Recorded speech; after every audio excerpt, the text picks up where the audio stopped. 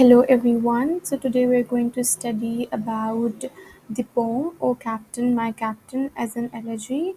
As we all know that the elegy is supposed to be moving. It is supposed to be written after the loss of something which is close to you. For example, someone dies and you're supposed to write an elegy, um, and it is supposed to be written for someone who's very close to you. It could be anything, it could be a person or it could be anything. It is supposed to be written for some sort of loss, and it is supposed to be very mournful and very melancholic. That means very saddening at the same time. In the previous lesson, we studied about elegy. Now, today we're going to just look at the example, the poem, which is again an elegy. "O Captain, My Captain." We're just going to read this entire poem first, and then I'm going to explain thoroughly that what this poem conveys and what is the main purpose of writing this beautiful elegy, and who wrote this elegy. Walt Whitman wrote this elegy. So let's get started with the first stanza. "O Captain, O Captain, my Captain, our fearful trip is done."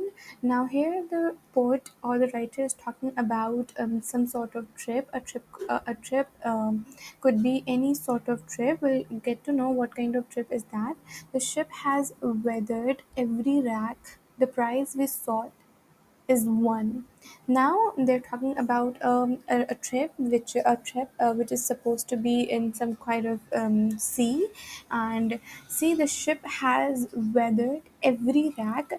Now the weathered means beaten by the weather or storm. Now that means the ship has been extremely destroyed. Every rack, that means the support. The prize we sought is won. All right, the prize, because whatever the prize was that we went for this voyage or for this journey, we won that. This the port is near. The port is near. That means that we're so soon going to meet the port. The bells are here, the people all exulting. That means the people are very happy, they're very in great pleasure, while follow eyes the steady keel, the vessel grim and daring, steel structure supports ship. Now the keel is some sort of steel structure which is supposed to be beneath the ship, and it supports and it gives support to the ship. But oh heart, heart, heart, on the bleeding, oh, the bleeding drops of red, where on the deck my captain lies, fallen cold and dead.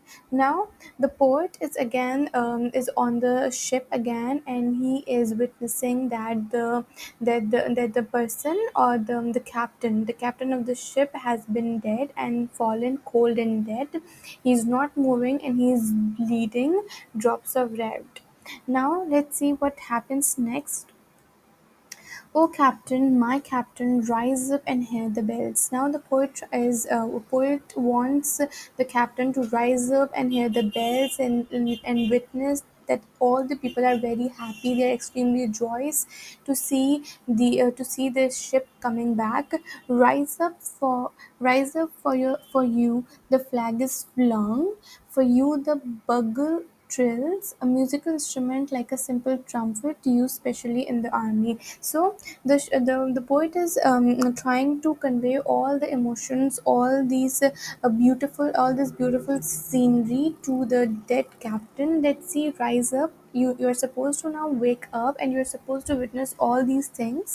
So bugle, a musical instrument like a simple trumpet used especially in the army. So there's a music ongoing because they're back from the voyage. For you the bouquets and ribbon wreaths, for you the shores are crowding, for you they call the swaying mass, their eager faces turning.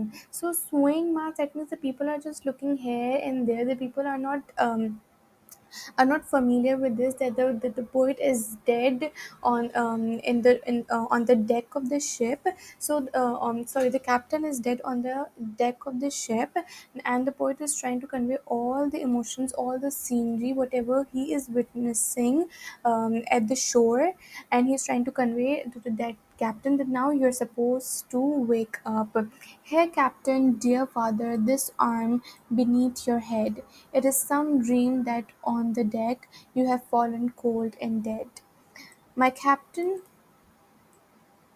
my captain does not answer. His lips are pale and still. See, the poet is trying again, trying to convey his feelings that he's it's so dead, and his lips are extremely pale and still. My father does not feel any arm. He has no pulse nor will.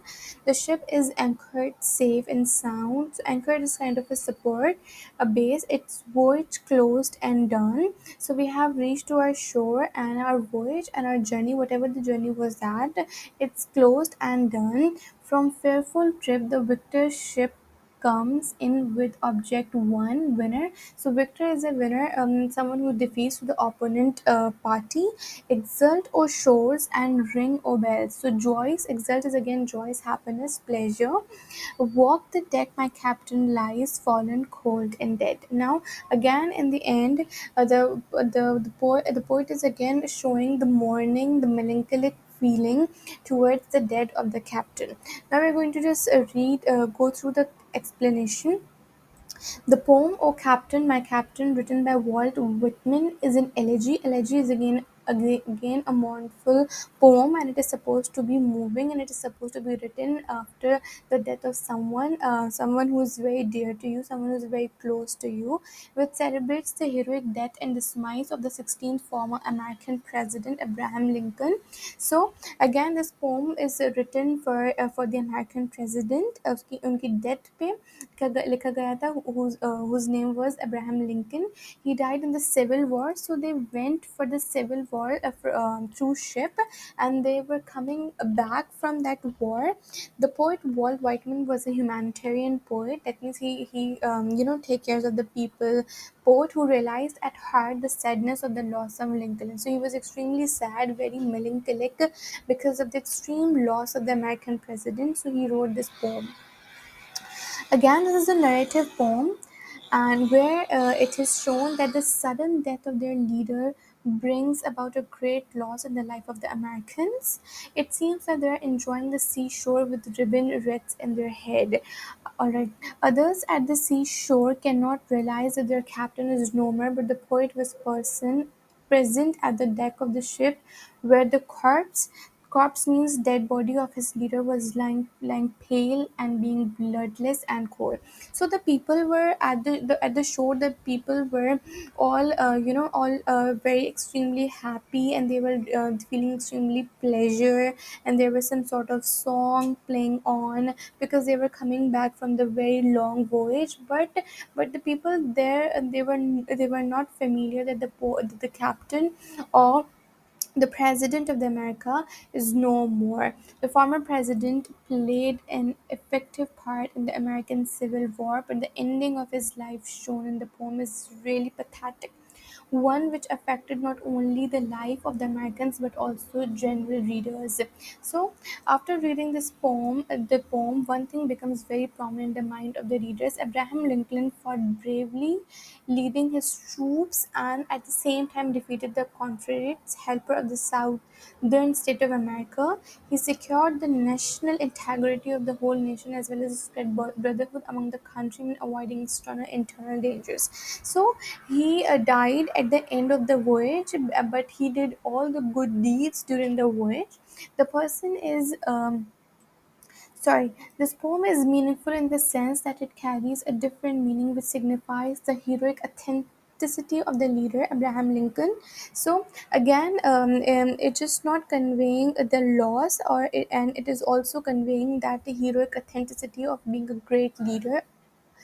As a sailor rides his ship safely in the harbor, avoiding the dangers in his journey, the same way out of love for the nation as well as out of responsibility, Lincoln shot the path of the Americans to a new world. Let's see, in the poem, it is shown that the journey is called a fearful trip. Now, this journey is known as a fearful trip, as signifying the fearful voyage of Abraham Lincoln. The poet does not want to believe in the fact that his leader is no more. Now, he's extremely in melancholic state. He believes that his leader is lying to take rest and he will rise once again. So, in that hope, the poet places his hand on his back to support him to rise once again to lead their country to a newer world. Now, the poet is feeling extremely disappointed about the loss, about the huge loss, and he is unable to comprehend at what just has happened. Abraham Lincoln was not only represented as a leader in the poem, but something more than that. His throughout struggle is reflected in the poem through a long description. The poet here torn between two thoughts, individual versus group. In this struggle, the poet cannot enjoy the taste of victory as he can see that his leader is no more. So his mind is divided between two parts. The poem carries a symbolic opinion, which signifies that it is nothing but a symbolic representation of the last journey of the former President of the United States of America. The ship is considered as the country, and the leader of the nation is lying on the deck of the ship, leading to its ultimate victory. Now, this is something new. The other perspective of this poem. Whiteman is ever feeling pathetic for the death of their favorite captain, Abraham Lincoln. He is not ready for the harsh reality that he is no more. So again, Whiteman is very, a humanitarian poet, and it is very difficult for me to comprehend about the loss of Abraham Lincoln. He is not ready for the harsh reality. The kind of emotional attachment shown here in the poem is not only a kind of condolence shown towards the great leader, but is more than that. The poem so it is just only the continents chose to the great leader, but here they are emphasizing that he was like more like an admirer of Abraham Lincoln.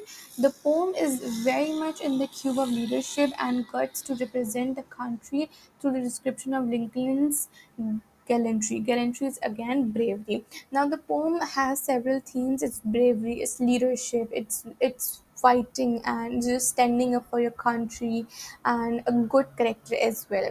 So elegy is supposed to be moving. It is a mournful poem, and it is written when someone dies and when someone loses something very close or very dear to that person.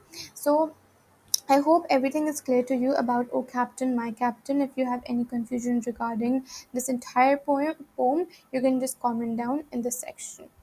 Allah Hafiz.